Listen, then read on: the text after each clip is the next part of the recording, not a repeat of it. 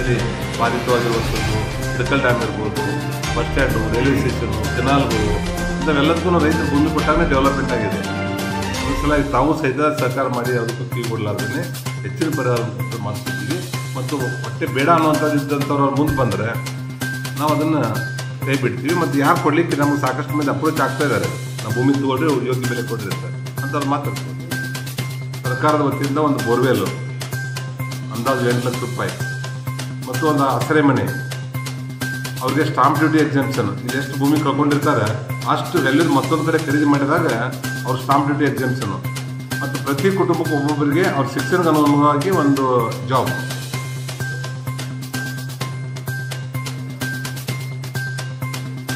ಉಳಿದೆಲ್ಲ ಮಿಷನ್ ಮಾಡುವಾಗೂ ವಿರೋಧ ಮಾಡಿದರು. ಅಲ್ಲಿ 20,000 ಕೋಟಿ ರೂಪಾಯಿ ಇನ್ವೆಸ್ಟ್ಮೆಂಟ್ ಬಂತು. ಈ ನರೇನೂರದಲ್ಲಿ ಇನ್ವೆಸ್ಟ್ಮೆಂಟ್ ಮಾಡುವಾಗ ವಿರೋಧ ಮಾಡಿದರು. ಆಮೇಲೆ ಸಂಕೊಪ್ಪದಲ್ಲಿ ಮಾಡುವಾಗೂ ವಿರೋಧ ಮಾಡಿದರು. ಈಗೂ ವಿರೋಧ ಮಾಡ್ತಾರೆ.